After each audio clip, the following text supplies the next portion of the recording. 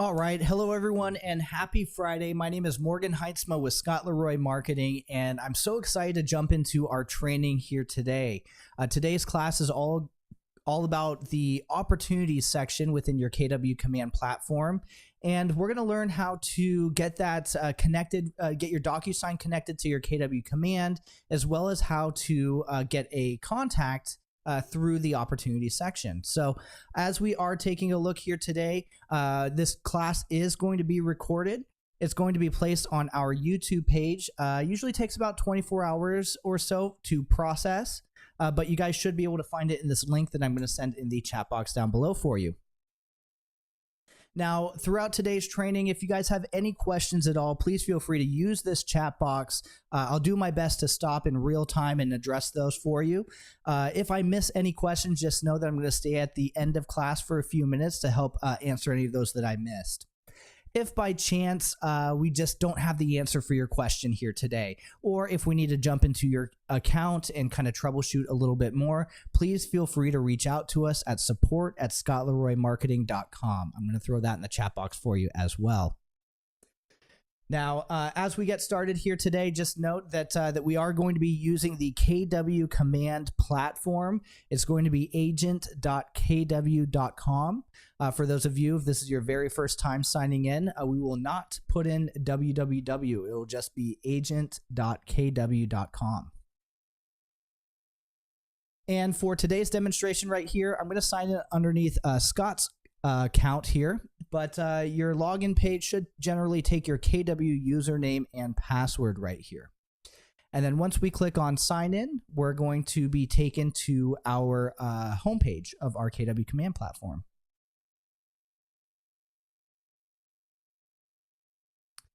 So as we are taking a look at this page right here, this is our home page for our KW Command platform. If I were to click on the red KW square on the top left-hand corner right here, it should open up my left-hand icon so I can kind of read my different pages a little bit easier. Where we're going to be primarily inside of today is going to be the opportunities section. It's going to be halfway towards the center here, and it's going to look like two people shaking hands. But before we actually jump into our opportunities here, we're going to need to first kind of set up a few settings on the back end here in order to kind of help successfully run us through these opportunities here. Now, first of which is going to be on the top right-hand corner here. If you see your name and your headshot, if we give that a click right here, it should bring up a drop-down for us. And within this drop-down, 3 from the bottom, you should have an option called Settings. Now, once we give Settings a click right here, it should take us to that initial settings page. And one of the features that we do want to connect before we get started with our opportunities here is going to be our DocuSign account. So it kind of looks like this right here. Mine's already connected, but I'm going to disconnect it right now just for our demonstration here. Because once you get into the settings page, you may not find that DocuSign up at the very top here. If we scroll down, you'll see that it's actually going to be underneath the digital signature and transactions. So this connection is pretty important right here. This is how we create our KW branded DocuSign account. Now, this is the only kind of DocuSign account that can be connected with our KW Command platform. And DocuSign really holds a integral part of your opportunities by allowing you to send your forms out to your clients electronically for them to sign. It'll be sent back to your DocuSign where you can just simply pull into your opportunity. And don't worry if that sounds confusing. I'm going to go ahead and show you guys in real time so you can have the visuals along with it. But for now, let's go ahead and take a look at connecting our DocuSign account right here. So first and foremost to note is if you are already using an email address for a different DocuSign account, say you purchased a home many years ago and you use that same email address for your DocuSign, chances are that email address may already be attached to a incompatible DocuSign account for KW Command. So name of the game is we have to use an email address that's not already connected to a DocuSign. So we'll go ahead and click on Connect Account right here on the right-hand side. What this is going to do is this is going to bring a pop-up for us to enter in our preferred first and last name, as well as our preferred email address that we want to connect with our KW DocuSign. Now, again, keep in mind, if Scott Leroy at kw.com, if I already went to DocuSign.com and signed up, chances are I'll get an ugly red error down below here saying that there's already an account connected with this email. So, again, we have to use an email address that's not associated with another DocuSign account. And once we do, we'll click on Send Registration Email. DocuSign is going to send a final confirmation or an invite to this email address to allow you to finalize that connection. One thing that we see right here on our pop-up is we have a place to enter our first, last name, and email, but we don't have an option to enter in a password, a preferred password. That's actually going to come in the form of that email that's going to be sent to you from DocuSign. So, truth be told, I already have a KW branded DocuSign account set up. So if somehow you get your DocuSign disconnected, or if you have to disconnect and reconnect, because sometimes technology just doesn't work the way that we want them to, right? So as we are taking a look right here, we do have a log in here button. So I can just simply click log in here. I'm going to swap Scott's name out for my own.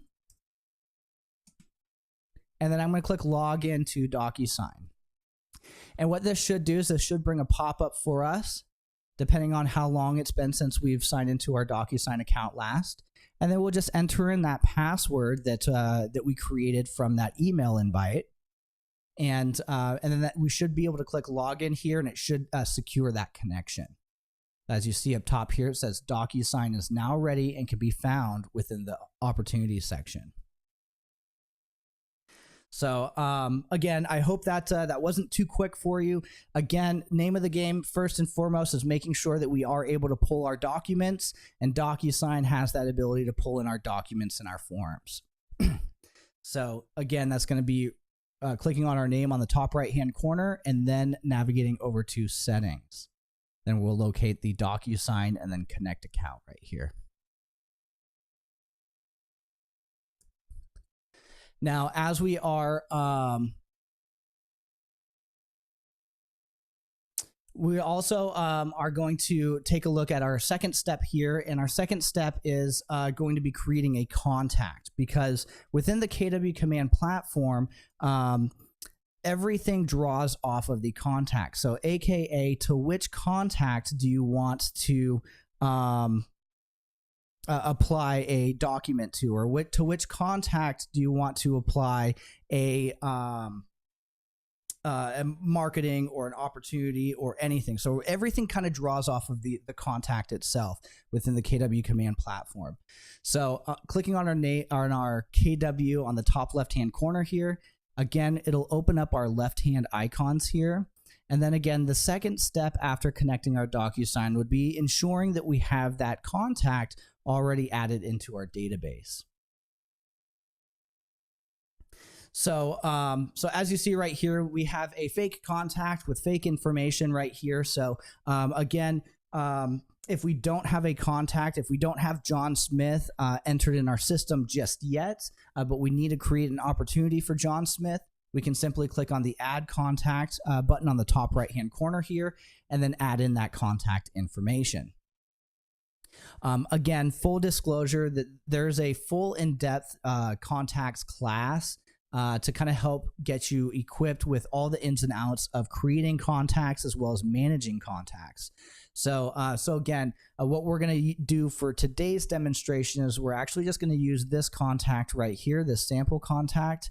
As we continue onward, we'll be able to see a couple different ways that we can create opportunities for this contact. Now, again, I always like to say, pair the word contact with transaction, right?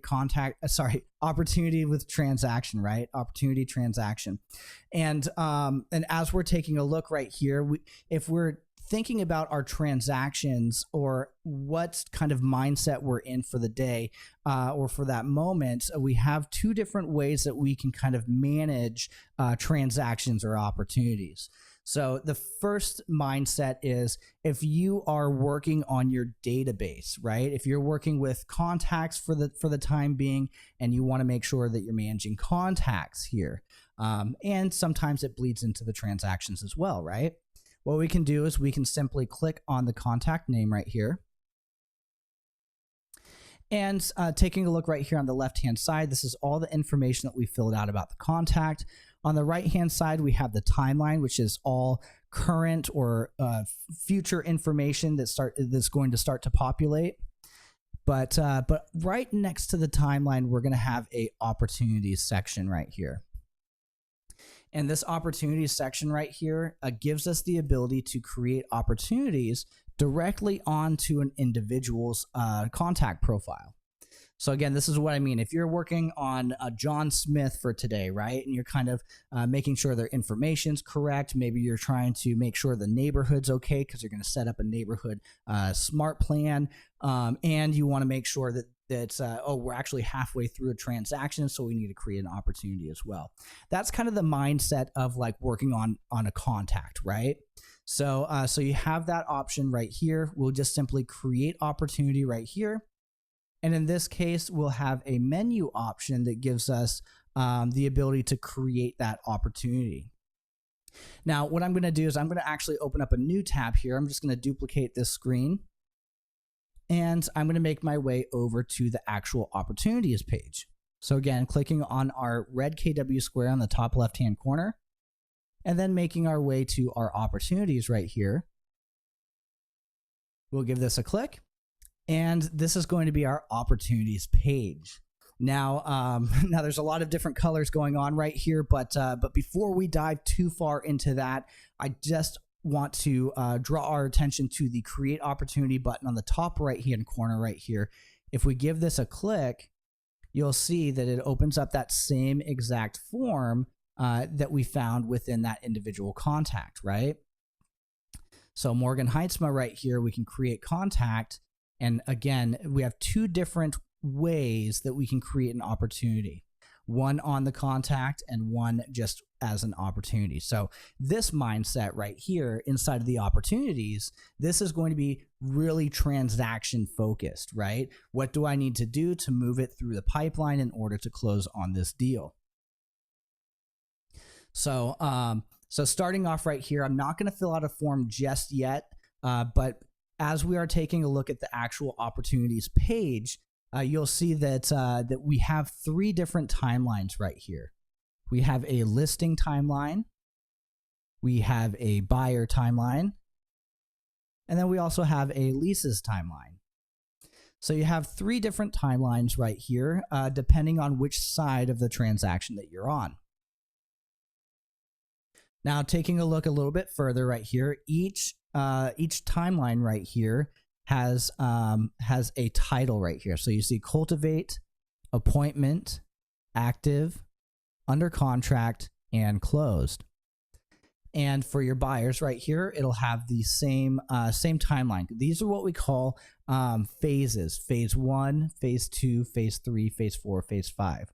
So KW, try to find the 5 steps or 5 phases that could be carried through on each side of the transaction. Now, again, keep in mind that that an active listing is a little bit different than an active buyer, right? Active buyer, you're showing homes, and active listings, you're staging homes. So so as we take one more step a little bit lower, you'll have these images right here, and within these images, we can actually jump into these entire section right here. So I can actually jump into the appointment section or the active section, and we can see those certain steps pertaining to which side of the transaction that we're on. So as we scroll down one more right here, we have this colorful bubble. And each option has a colorful bubble, and inside of these colorful bubbles, you will have a number. This is to indicate how many opportunities are inside of this section right here. So as we see under contract right here in buyers, we only have one. So if I were to click on that bubble, that image right here, I'll be able to see that one opportunity that I have. Backing out one more. And this is really great because I absolutely love this feature right here. Yes, it's just a color and a number, but at any point in time, if anybody asks you, where are you at in your business today, I can strongly and confidently go to this page right here and tell them, well, for my listings, I have 5 listings that I'm cultivating, 3 that are in appointments, 3 that are active, 2 that are under contract, and 0 closed. For my buyers, I have 2 buyers that I'm cultivating, 4 that are in appointments, 5 that are active, 1 under contract, and 0 closed. And I have an active lease that I'm working on. So you can really kind of identify your business and pinpoint it exactly just by taking a look at this this timeline or this page right here. As we scroll down below these colorful bubbles right here, we'll have a number, volume, and average time. So how long, what's the average days that these listings sit inside of the cultivate section? Well, probably about 151 days because, this is kind of a test account, right? So as we kind of move onward, we can see all of those average days. Now, the volume right here, I kind of skipped this just a little bit. This is a cumulative of all the opportunities that are within that, phase right there.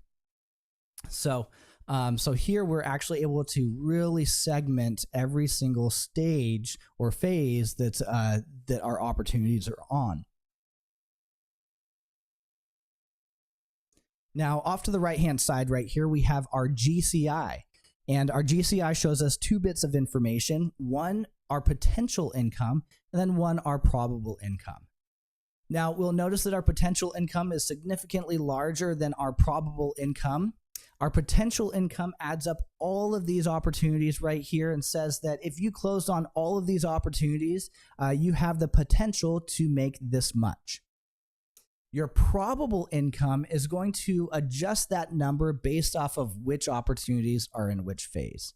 So again, your probable income right here, seeing as how I have 2 that are under contract, but 5 that are in the cultivate stage, you'll see 5 plus 3, that's 8. 8 that are in the first beginning stages, and then 5 that are kind of nearing the end. Active is kind of that middle stage as well. So really I only have about two closings or near closings that I have right here. So so what you see right here is the probable income. Again, it's adjusted commission based off of each stage's probability to close. If I have 5 new leads that I'm cultivating inside of the cultivate section that I've never reached out to before, chances are I'm going to have a very low probability of closing on that opportunity until I start nurturing and carrying them through the timeline. All right, as we scroll down a little bit more, there's a little bit more metrics here for us, and that's going to be underneath our ratio as well as our activity. So in our ratio right here, you get to see what your business is made up of. So how much of my business is made up of listings, how much of buyers, and how much of leases. So here you can see, again, in that percentage graph right here, or that percentage graph, you have 50% of my business is coming through listings right here, and then about 46 from buyers. Now we can kind of scroll down and see right here that number, so we don't quite have to guess. We have 13 listings and then 12 for our buyers. So again, about 50, 46. Again, you have your probable and potential income, much like you see up top here, 183 and 61. You have 183 and 61 right here, and then so on and so forth. Now your activity on the other hand right here, this is going to show you how active you've been throughout the months. So here we can actually start to say, well, my heavy months are actually going to be through the summertime, and then my lighter months are going to be kind of through the winter. So here you can actually be able to see that in real time here as the months carry on. And one last thing to note is your activity is that year, right? So it goes from September to last October, right? Last October to September. Now let's go ahead and do some of the fun stuff here. So, sorry, there's actually one more section that I want to show us before we can actually jump into creating these opportunities. So most important section up top here, or one of the most important sections, is going to be up at the very top here. So it's going to be kind of parallel to your home bar. You may have only yourself, your own name right here, as well as all opportunities and all discussions. You may also have an additional tab as well. And this is if you belong to a team, these are going to be your team opportunities.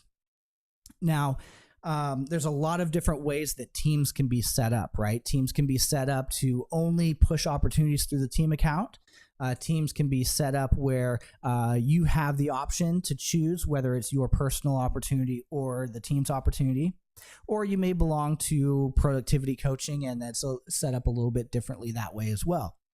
So again, something to note right here is, again, if you're trying to create an opportunity and it's not quite working for you, if you belong to a team or productivity coaching, just maybe double check with them what that permissions setup is like, or you can always reach out to us and we can kind of jump in and take a look for you. So, creating an opportunity right here, when we give this a click, you'll see the first section up top here is going to say Market Center. And if you only belong to one market center, you won't really have the ability to edit or adjust this. But if you belong to multiple market centers, or if you're transferring from one market center to another, you may have a drop down right here to choose which market center you want to send your opportunity to. Keep in mind, once we choose the market center, we will not be able to change this. So after we create it, it's going to be sent to that market center and set in stone. Now, there's going to be a couple other options that are like this as well. Like once you create the opportunity, we won't be able to change it. The second option is going to be the team. So if you change it from a personal opportunity or a team opportunity and then hit create, it will stay that way. It will be set in stone. You won't be able to change it. One last thing to mention right here as well is going to be that opportunity type. Unfortunately, if we create a listing, later on we will not be able to move it over to buyer and vice versa. Now, some may ask, well, if I'm working with somebody who's selling their home and also looking to purchase, right? In that case, you would just create one opportunity for each side. Right, so for the buy side for them the buy side down here, and then the listing for you selling their property. Now, in this case right here, let's do a buyer first because there's only about two right here. It's going to be easy for us to be able to find.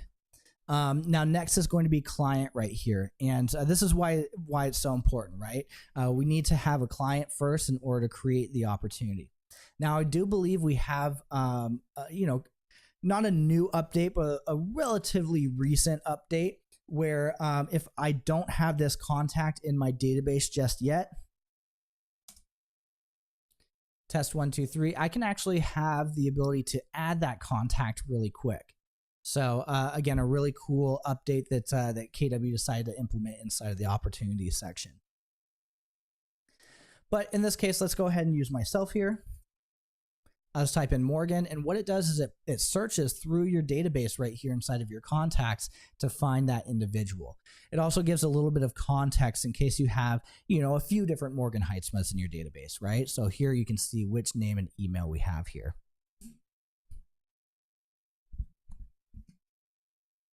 If you're the rainmaker of a team, that's a fantastic question. Cheryl asked if there's a rainmaker of a team, do you put the opportunity under the team tab or the individual tab? So again, I would be strategic. Is this a transaction that your team is working with, or is this a, say, personal transaction that you're selling your property or your mother selling, right? So I would kind of be strategic in that way. If it's something that your whole entire team is taking place on, I would run that opportunity through the team tab. If it's a personal transaction, yeah. If it's a personal transaction not having to do with your team at all, right? You can go ahead and run that underneath the personal side, and again, your team won't have eyes on that opportunity, and you will be able to kind of claim that commission for it. Alrighty, let's jump in here. I'm going to choose myself right here. Next, we have a co-buyer, and again, I really yeah, the team will not see your opportunity if you run that opportunity in your personal account. So only you will have visual on your personal account. Yep, absolutely. Co-buyers right here. Co-buyer, this is another fantastic option that I absolutely love. You have the ability to create relationships within your database right here. And when you create a relationship, you can keep your contacts separate, but you can also pair them together as needed. So for example, if I have a husband and wife, I would choose to enter the husband contact first and then the wife's, or I mean, it doesn't matter which way, right? But I would enter them separately because in the contact database, I can add a relationship to pair them together.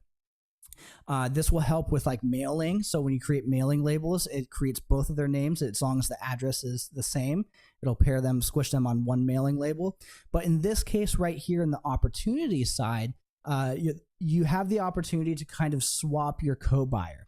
So if I kind of chose like John and Sue on one contact line, this client would come up as John and Sue.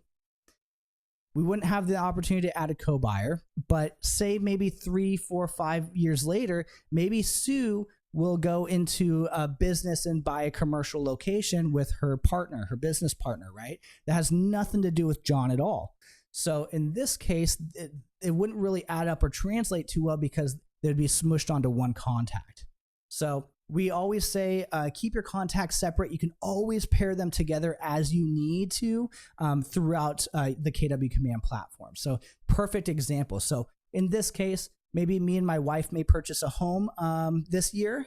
So I may put my wife's name in right here, but maybe 3 years down the line, I may invest with my business partner and I can go ahead and put him in there as that co-buyer. So I'm just going to leave this blank for now right here. I'm just going to add that first client name right here. So since we added Morgan Heitzma on the buyer timeline, what happens is it populates both of that information as the opportunity name. Now, when we talk about the opportunity name right here, Morgan Heitzma buyer, this is perfectly fine because we don't quite have a listing that we are sold on yet, and we're still in that searching process. But if we have a listing, say Morgan Heitzma is selling his property right here, we can actually swap this out to 123 Main Street.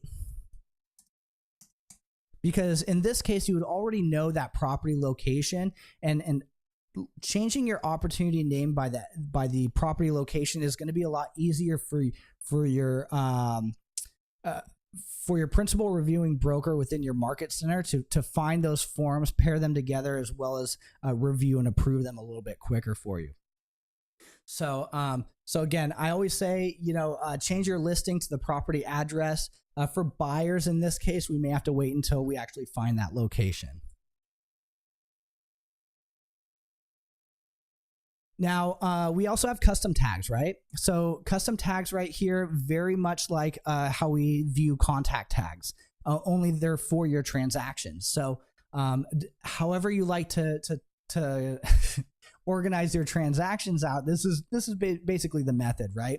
Do you like to organize your transactions based off of first-time home buyer, based off of geolocation, based off of a specific group in your database? Like this is my sphere right here. So how much did my sphere work with me this year, right? So depending on how you like to tag out your transactions, maybe by price range, right? So you have that ability to kind of do that here. Again, if you don't see a tag automatically within this dropdown, we can type one in. So I'll type in 450K. and then I should be able to kind of enter that, right? So just entered in a tag. So I'm starting to tag out my opportunities based off of price range. So again, maybe throughout the future here, I can kind of organize or see which contacts or which tags of contacts purchase which price range of properties. All right, next we have a estimated close date right here. So you'll see a couple of these options right here. 1, 2, 3 of these options do not have that red asterisk right here. So the rest of these kind of do. We can go ahead and skip these right here. Can you do multiple tags for each opportunity? I believe so. So let's go ahead. Let's just go ahead and run through here, and let's kind of just add a whole bunch of different ones in here for you. Yep, you should be able to add a number of different tags. Estimated close date, since we were working with a buyer here, so we did set this up as a buyer before we just quickly changed it for the opportunity name. If this was a buyer, we may not know that estimated close date just yet. If this is a listing, again, we may have to kind of wait until a little bit for that. But if this is an opportunity that you're already kind of like closing on, that you need to just enter really quick, you may have this information readily available. Now, as we are kind of taking a look, I'm going to skip the estimated close date, time frame, and estimated listing price, but I'm going to jump back to these next 3 because these are required for us to move forward. So in this case, we have our commission rate. So we'll just enter in a 3% right there. Opportunity phase and opportunity stage are the next ones. So I didn't quite cover stages, but once we create this, we can kind of jump into that a little bit more. But this right here, these last 2 options, this allows you to move this opportunity over to wherever it needs to be on this timeline, or start it from the very beginning right here. So these drop downs automatically place it at the very beginning of this timeline. But again, if you're already in an active negotiations with a transaction, you may want to maybe bump this up all the way up to active, and then we can jump over to negotiations right here. But in this case, let's do cultivate watch at the very beginning here. I'm going to hit create, and then it should give me a details tab right here. Now I'm going to back out really quickly because I kind of want to show you where this ends up. So we're back on this timeline right here. After you create an opportunity, it's going to depend on where you place it in that phase and stage. So we place it in the cultivate watch. This ended up being a listing right here. So if we take a look, we have that cultivate watch, and then we have those tags too that we see. So pretty cool. We also have, even though we changed the title of the listing to 123 Main Street, we still have the ability to view that contact's name as well. So again, something really cool to be able to still retain that information, so we don't have to guess who we're working with. Now, question in the chat box: how do we cancel or terminate a person or a contact? So if you want to delete a contact, we will go over to our contacts right here.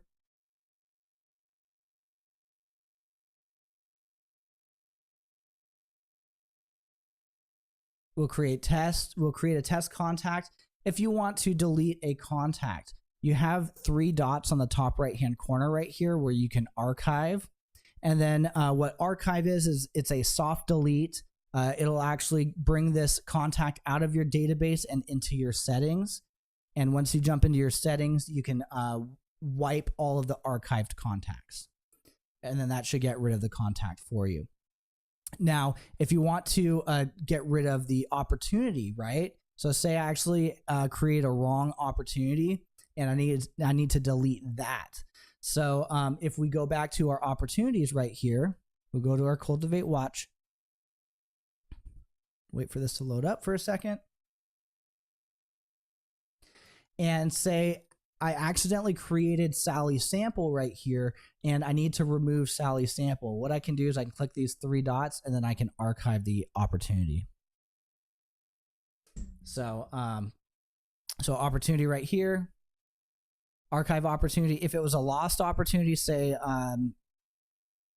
a deal fell through, right? Like you're no longer working that person, you have the option to toggle this onto lost opportunity and then just save it. So that way it's just kind of like marked as it's not like we're trying to find a different property, or it's not like I create a mistake opportunity. It's just that me and the client decided to no longer work together.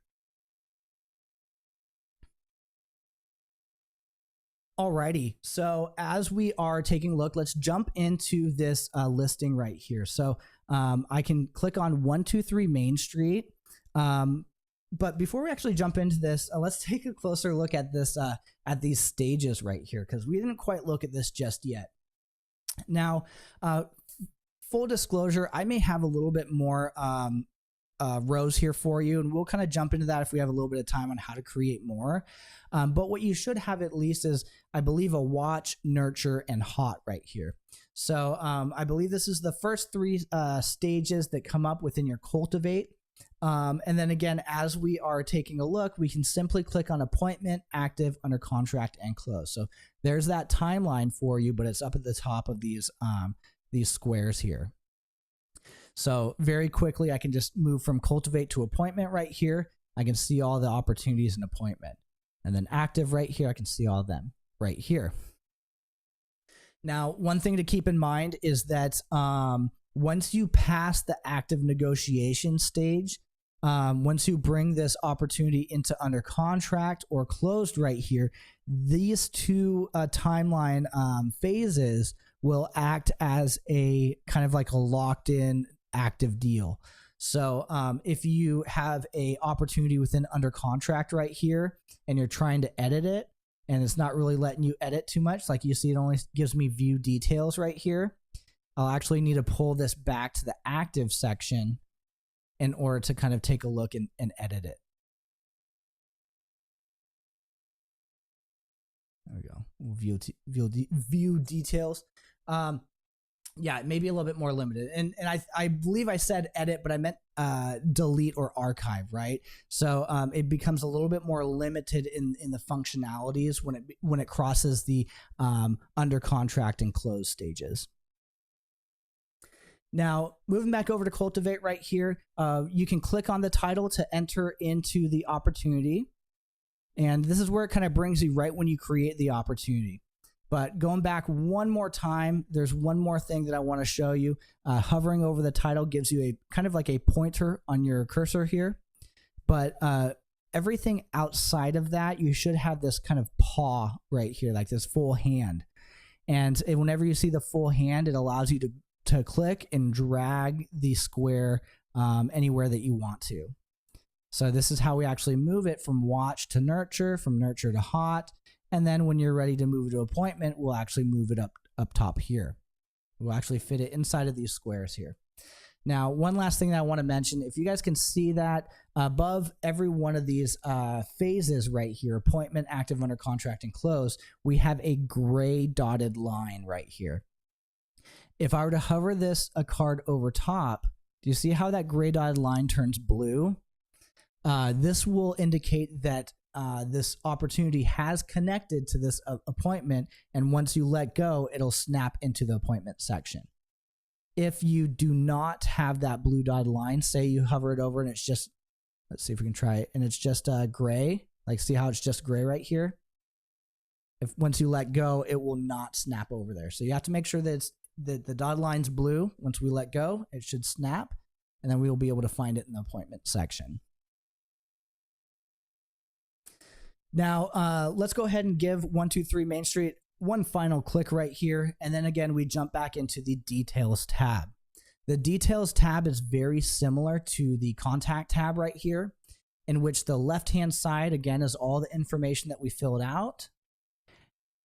And then, as you see right here, it's all the information that we filled out. And then the right-hand side, again, is more pertaining to the property. So if it's a buyer, we won't have this information just yet until we get a little bit further through the timeline. If it's a listing right here, they actually created a cool, unique option, a button for us on the top left for us to actually pull in that listing.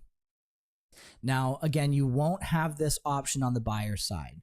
Everything will look very, very much the same except for this button right here on the buyer side. But if we click select from listings right here, it's going to bring us a pop-up. We're going to show all listings right here. And I'm just going to go ahead and type in a listing address. So I got 123 Main Street right here. If this was the listing that I was looking for, I can simply click on select right here. And as you see, it pulled in all of that information for us. So allowed us to be able to populate this without really having to kind of put in that extra data entry. So next we have our marketing over here, and we do have a cool marketing class that's that kind of goes over these. But wherever you're at in the timeline, it allows you to create a marketing piece for that stage or that phase. So you have the ability as you carry it through, just kind of come back here and check your marketing. Kind of lets you have a hint of a piece of content that you can create. Next over here, these two tabs is going to be documents and offers and commissions. I would say these two would probably be the two most important sections inside of this page to kind of focus on. The first one right here, documents. This is how we connect DocuSign as well as submit forms to our market center to be approved. So right here, it doesn't look like too much, but there's a few buttons that we need to click in order to get started here. The first button is going to be on the left-hand side here. We have this box with 3 options. It says pick checklist type. This is going to be the first button that we're going to want to click on. Before we move forward here, just note that this page is going to look different for everybody. Each market center creates their own checklist. So if mine looks different than how yours looks, that is to be expected as again, each principal reviewing broker inside your market center creates these checklists, okay? So we'll click on pick checklist type. We'll give that a click right there. You may have a couple options. You may just have like residential, commercial. But in this case right here, we're just going to click on the standard residential listing. Now, before I do so, just keep in mind, we don't have very much going on right here other than custom folders and add a new custom folder. So once we click on this checklist type right here, this residential listing, you'll see that it actually popped up 1, 2, 3 different options for us. So that checklist is going to be, once you click on your opportunity, may land you right here. And then we're going to go to the document section. And inside the document section, you'll click on this drop down pick checklist type, and it should kind of give you the ability to choose. Again, you may not have as much as I have right here. You may only have like 1 or 2, but it should be right here, that checklist type. Now in residential, we kind of have a couple different sections for us: listed, under contract, and closed. So kind of the 3 different stages that you would submit documents, right? So taking a look at listed first, it brings us up a whole checklist for us to be able to submit documents. If I were to click on under contract right here, kind of gives us a whole list, a whole second list of checklist items. Again, to upload while you're in the under contract. And then closed. Again, there will be a couple options here for you, may or may not be, right, depending on your location.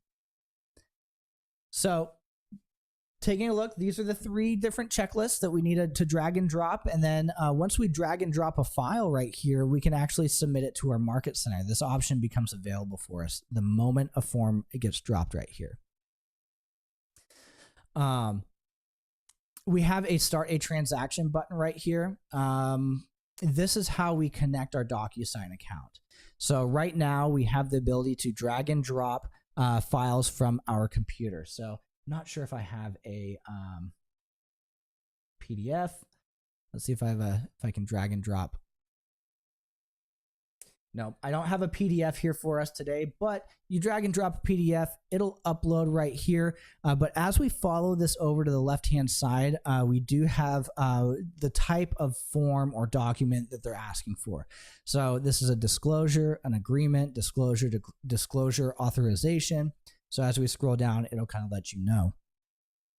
Moving a little bit further over to the left-hand side, it actually gives you the title of the document that your market center is looking for.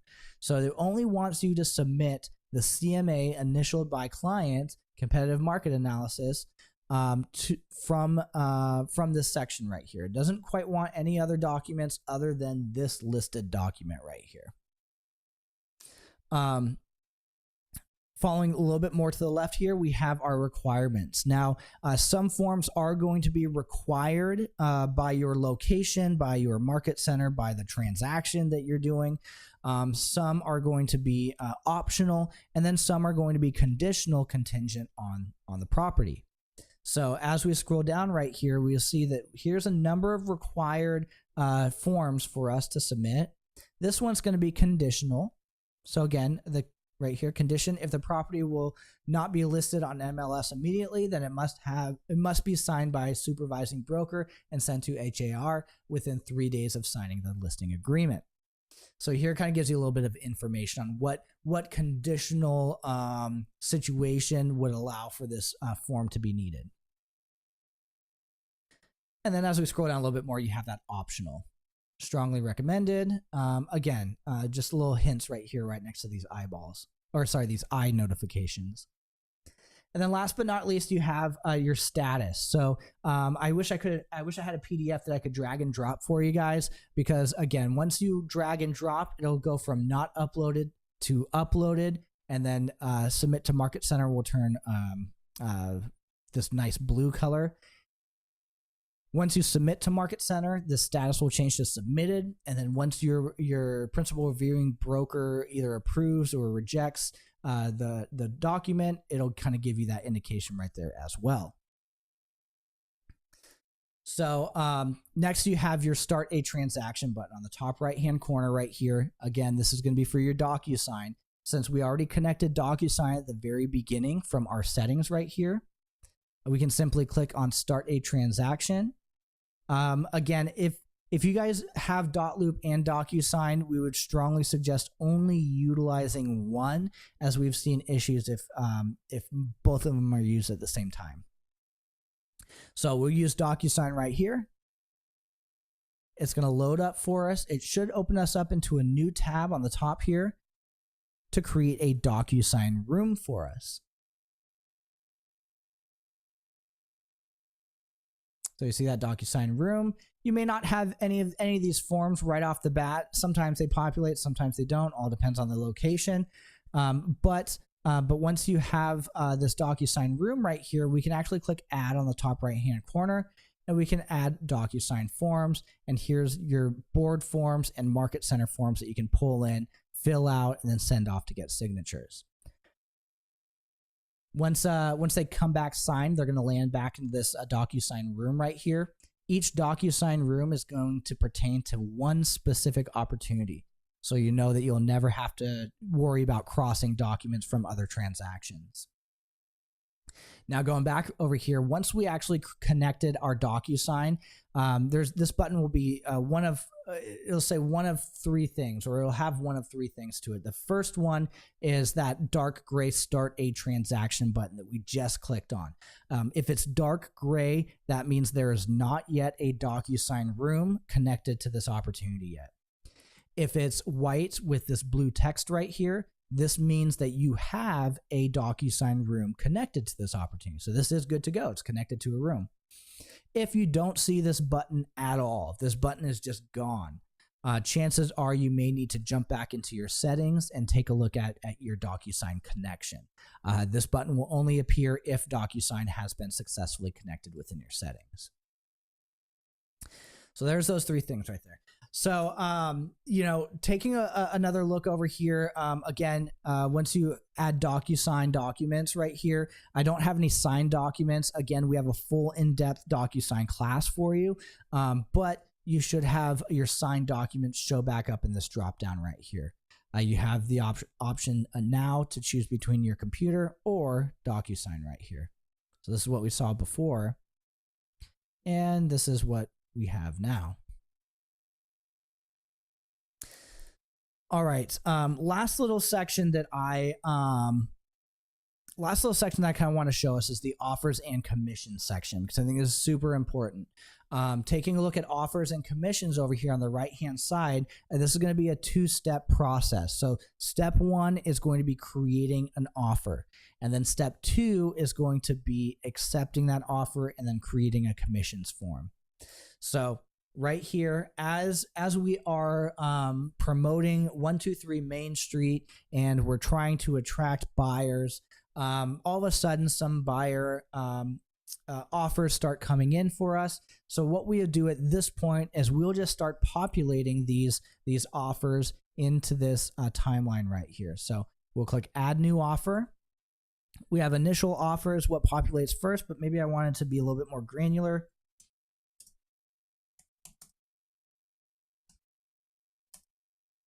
And then let's do today's date. All right. So we'll hit create offer right here. Today's date, close date.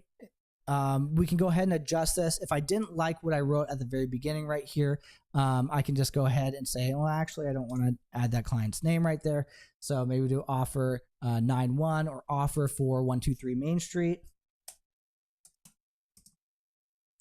So at that point, now we can, if this client is selling like multiple properties, now we can actually have this right here. But again, you don't really need that too much, because again, you're only working within that 123 Main Street right here. So again, totally depend on what you want right here. I'll just change it back to offer 9-1. And then again, your offer dates, and then your close date right here. So I'm going to offer this today. Close date. Let's do the weekend. And then next we're going to move over to parties. And if you guys see right here up at the top, we actually have a timeline right here for offer details, parties, terms, and then the agent analysis. So we're finished up with the offer details right here. Going over to the parties here, since we are representing the seller in this case, it automatically populated not only the seller's information, because again, we created this contact for this, we created this opportunity for this contact. So populates the contact's info, and then it populates our info as well. So again, remember I'm on Scott's account here, so Scott is the representation, the seller's agent, the listing agent. So moving over here, we do need to have the representation for the buyer as well as the buyer's name. So add John Smith. We don't quite need all this other information, but again, the more the merrier, right? Name of the game is the more information, the better off you are. And then associate's name, let's go ahead and then we'll just add Scott again. Well, let's add somebody else, Rick Leroy. Okay, now as we are moving over to terms right here. So again, all this information is just about both parties here. The terms are going to be really that finance amount. So we have our cash, our finance, and then our sales price. So okay, so cash right here is, finance is, there we go. So as we're taking a look right here, we have our cash and our finance amount. Now we can go ahead and enter in our percentage and then our earnest amount right here, and then as well as our optional fees. Now, since I don't have that information on hand here for us, I'm going to go ahead and skip that. But also know that you do have a termination offer. Like buyer will give notice of termination within 3 days. So again, having that information populated on your offer right here allows you to be able to kind of send that information out as quick as you can. And then as well as costs, right? So service contract and seller will contribute this much to settlement costs. So again, what are they kind of asking for? Next, you have pros and cons, and then a summary, right? Client really liked this. They were concerned about that. They were wondering if we could negotiate about this to meet in the middle. So again, you have your pros, cons, and then agent summary right here. Once we hit save, you'll have a offer right here. And what's cool about this is you can create a number of different offers as you want. So I'm gonna just run through here. I'm gonna create a second offer. There we go.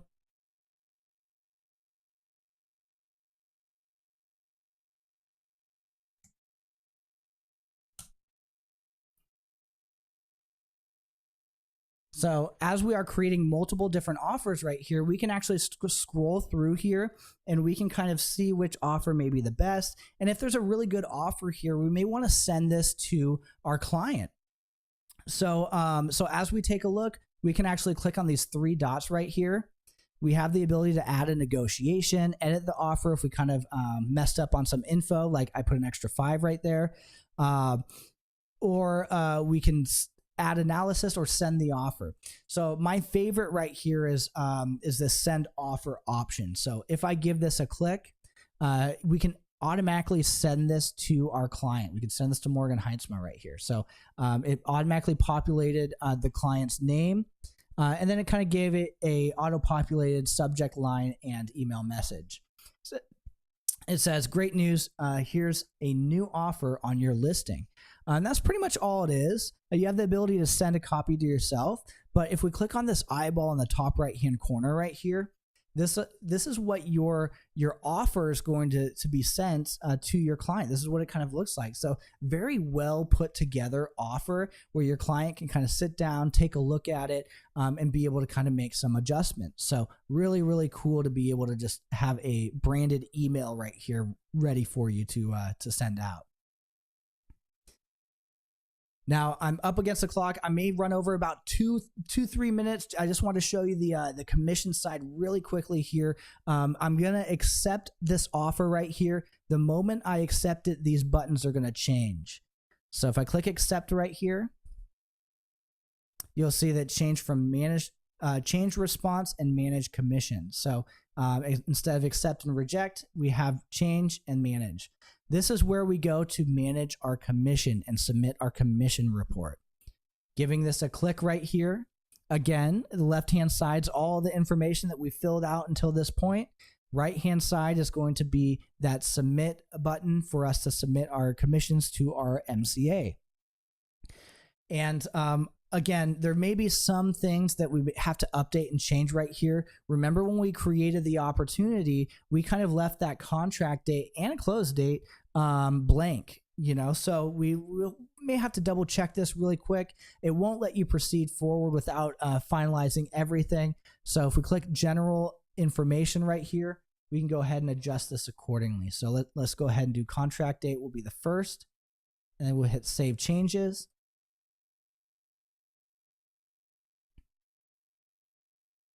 And then you'll see that it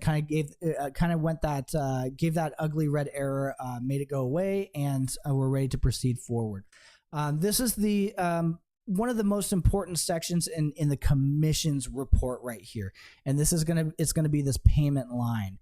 Within this payment line, you have 2 clickable links. You have a add another agent link, and then you have a add a co-broker payment. If you are working with a team and you want to split this commission with some team members, we will click add another agent. And we'll give this a click right here. And then you'll see we'll be able to search from the agent's name right here. Since I created this opportunity as a personal transaction, I won't have the ability to type in any of my team members' names. Again, that's why it's super important to choose where this opportunity goes. But one last thing to note is you can go ahead and add the commission split and the unit count, right? So if I just want to say 0.5 of a unit, you can calculate that commission out. And then you also have some extra payments like bonuses, deductions, things like that. One last thing to kind of check out right here is going to be the add co-broker payment. This is going to be for referrals. So if you need to send a referral payment out, we'll click add co-broker payment, and this should populate information to allow you to be able to add that co-broker. Representative's name, John Smith, phone number, email, and then their company name, DBA, and then their tax number or EIN or SSN right here. So then once you fill this out, you'll be able to kind of attach that commission amount. Your MCA, once they approve it, they'll be able to send it off to the proper channels. Once everything looks fantastic, we'll go ahead and click on the submit button. This will submit the commission report over to your MCA to approve or reject, but you'll get some indications in your notification bell on what's going on with that opportunity. Now, one last thing to note, if something looks a little funky, right, we need to send a message to our MCA about something weird going on. We always have this add note right here.